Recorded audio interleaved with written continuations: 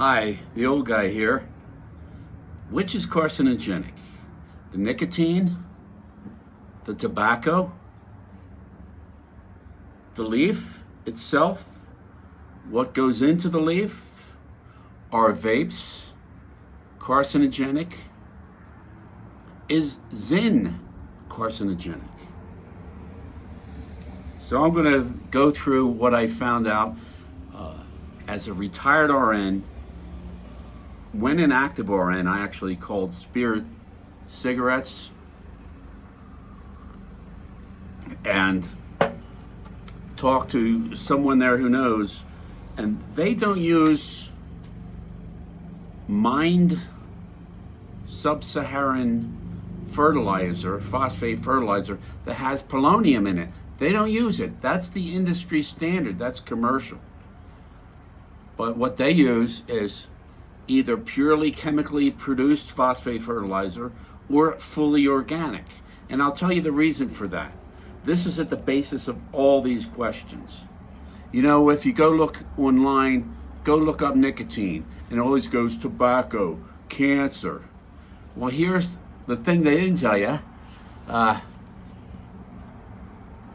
In 1961, they discovered, the government and the industry, they're in on it together, discovered that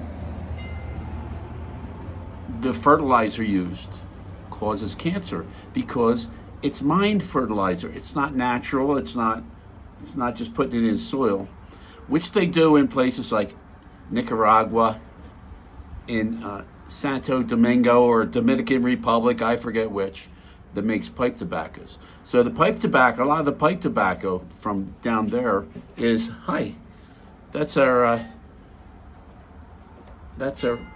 prime lady from Amazon who just walked by. Let's see what is in the box. No, I'll keep with this. So they've known this.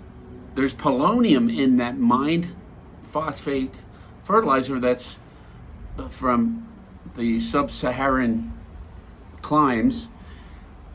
There is not a lot in regular soil. One of the myths that they'll do when we get into this is, oh, it's from the soil. No.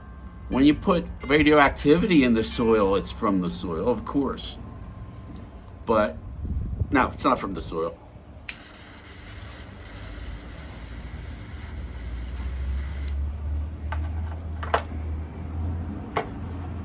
So, real quick, it's the fertilizer used. That's where the cancer's from. Now, certain tobacco derivatives, for instance, if nicotine is derived from a tobacco leaf grown in this radioactive soil, of course, yes, it's going to be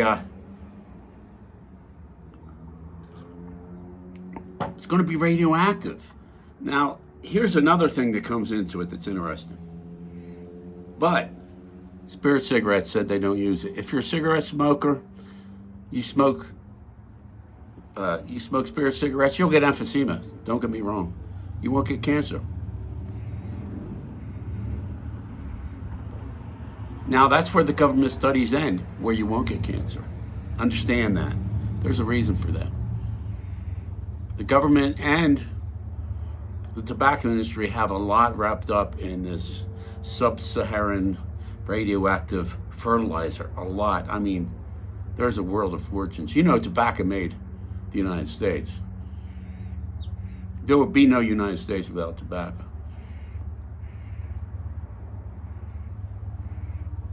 So let's move on. Cigarette and pipe smokers who do not inhale, we don't inhale, not us ones who are responsible, live longer than the non-smoking population altogether.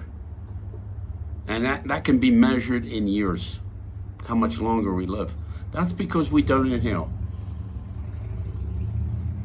Now I'll explain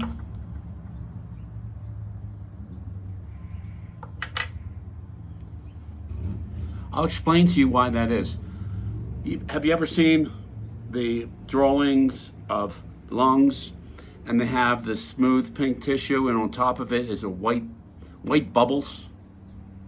Well, the white bubbles are called alveoli. That's when the gas exchange, CO2, O2 is exchanged in these bubbles, right? First, I'll explain how emphysema works. You can smoke anything. Firemen get emphysema just because they're around smoke. It can be anything. If you smoke anything, it's going to go in there. It's going to clog the alveoli up and can even damage them if you inhale. Okay, not just smoke. It's got to be inhaled. When you forget it. I'm going for the jet fuel here. I got these real cheap on Amazon. Right down the center. Don't hit the sides. And so the alveoli trap particulate matter, and some of it can damage them for life, and that's where you get into COPD, emphysema. Add to that radioactive now. Radioactive smoke. The tars in the smoke adhere the radioactive particulate to the alveoli. The alveoli don't have a skin on them. They are living cells. They're living cells. Just like the mucus in your mouth, living cells. And so you get this particulate in there, radioactive particulate, and I think the half-life is a week and a half. But add to that every day smoking what? How many cigarettes? 10, 20 cigarettes? Now you're just compounding, and you get this overload of radioactivity, and that causes cancer. How about the mucous membrane, you say? How about the sinuses and in the mouth and in the throat itself? Well, they use the same polonium-ionized fertilizer on tomato farms, for instance, on all farms. It's just common, it's cheap. Well, we just pass that radioactivity through. It doesn't cling, it just passes through. It doesn't adhere to the mucous membranes. In our gut, in our mouth, in our sinuses, it just doesn't adhere. The only way that'll adhere is if it has it's almost a matrix with the alveoli. And so,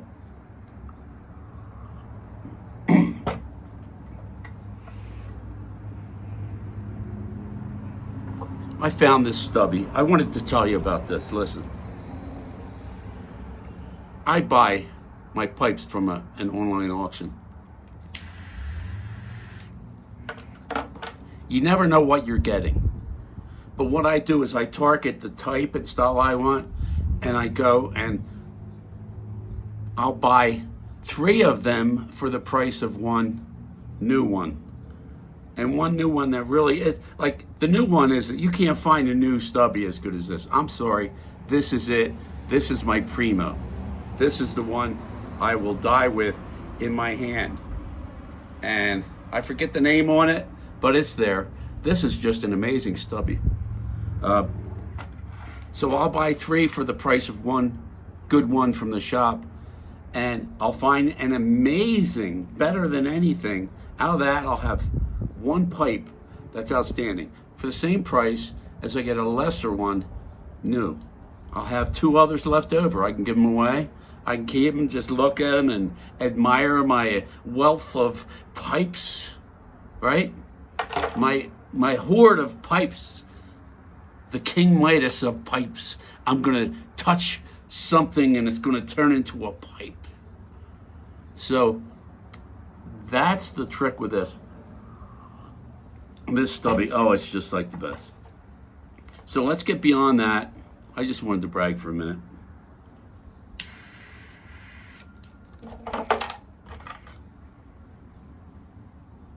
Hard to smoke and talk at the same time, but here, I'll try. So now we're going to get into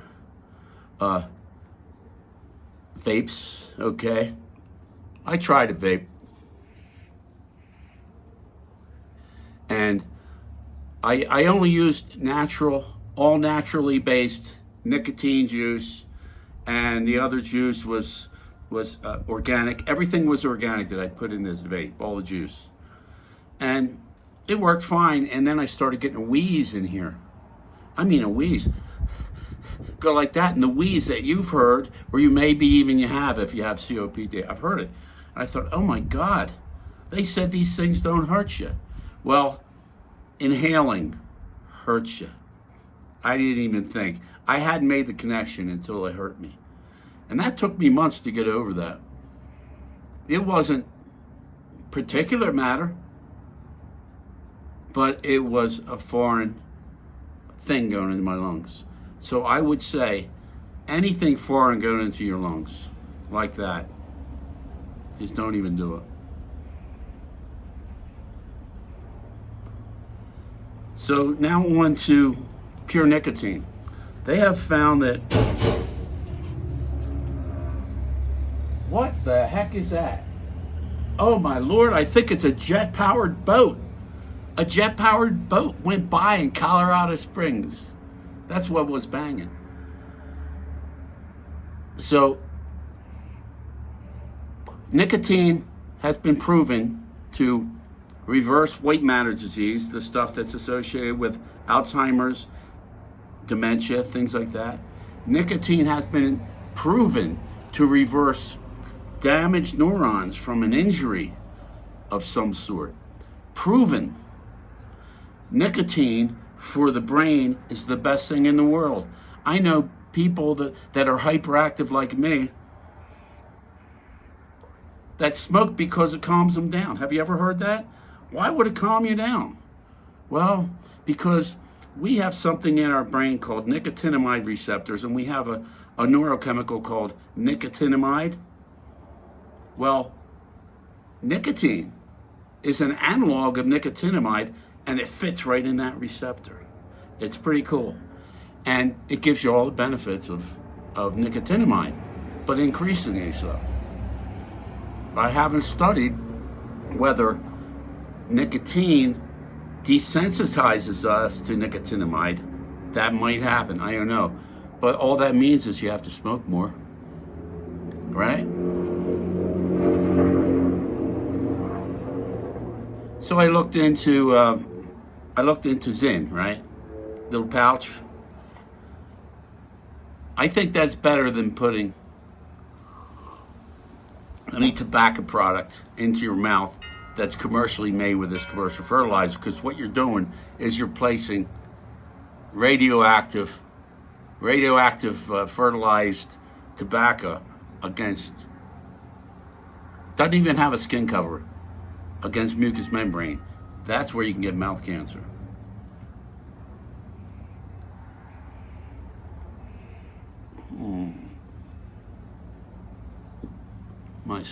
My stubby, I love you. So I came to find out there are different types of these. It's called nicotine salts.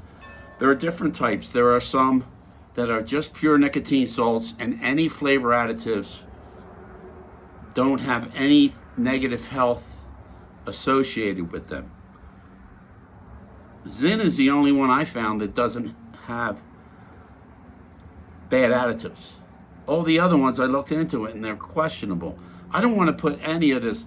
I try to go organic. I'm not an organic nut, but if it's organic on the label, I'll buy it. I just like the idea of natural. I mean, why not? I grew up, my first smoke was in a cornfield with a corn cob that I took from a piece of corn, kept that little bottom foam in there, carved out the top, took a little pithy stick, poked a hole in it, stuck that into the corn cob, got some of the corn silk and put that in the top, and with some stolen book matches. Remember the book matches, the cardboard matches? Stolen book matches, because all our parents smoked back then. Stolen from mom or dad, I don't know who. Me and my friends lit our pipes up with that corn silk in, and I mean, it just was so horrible, we loved it. That was our first smoke. We have been smoking ever since. So it looks like Zyn is the way to go. Some people, for people who actually have dementia, Alzheimer's, they'll buy the patches. And the patches are pure nicotine salts as well. I forget, Nicorette is it, who makes them? Pure nicotine salts. No carcinogenic, no questionable additives.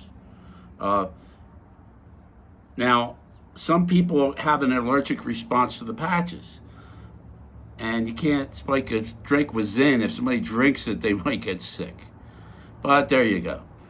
But it's been found to be efficacious for Alzheimer's. Patches have. So for you, how can I put this? I know somebody that's diagnosed with ADHD. They didn't have that diagnosis when I was a kid. My educator father calls it Tom Sawyer syndrome. If they'd have had, they probably would have tried to nail me with it and put me on meth, right? They put kids on meth for this stuff. So I know an ADHD diagnosed person who does Zyn. Keeps him calm. He smokes too, but when he goes into a daytime situation, don't want to smell like smoke, boom. Just pinch between the cheek and the gum. Zyn. And when he's smoking or with Zyn, calm, peace. Because, like I said, the nicotine goes in and fits right into the nicotinamide receptors. And it's like magic to see what happens to him when he's smoking. That intensity of ADHD and the not being able to finish anything, but you could start a million things, but you can't finish one. All the projects laying around these big messy piles disappears. He's able to get things done. And he's calmer. And he's happier, really, because, I won't say us ADHD people, because I was never diagnosed. ADHD people, society hates us because we are too smart. We figure out too many things about the system we just don't like, and we don't fit in, and we don't dully go through our day just putting the square pieces into the square holes, and that makes us satisfied. We always got to be doing something either dangerous or insanely smart to see that might not even work, but we want to see if it works, right? Well, nicotine brings us down from that edge where we're getting ready to crash off the cliff. The ADHD cliff brings us down, brings us back to earth. So I think I will conclude this talk.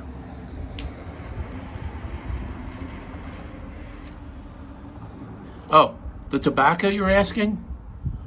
Look at the opening and I'll put it in the closing. Morning blend. I bought pounds of it and it's just sitting there. And it's just, oh my.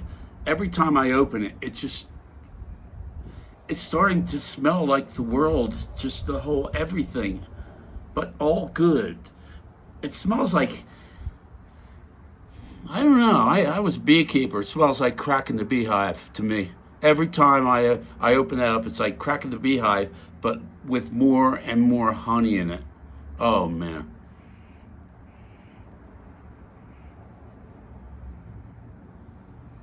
Beautiful. Oh, by the way, always have a cup of coffee or a cup of bourbon or your drink of choice.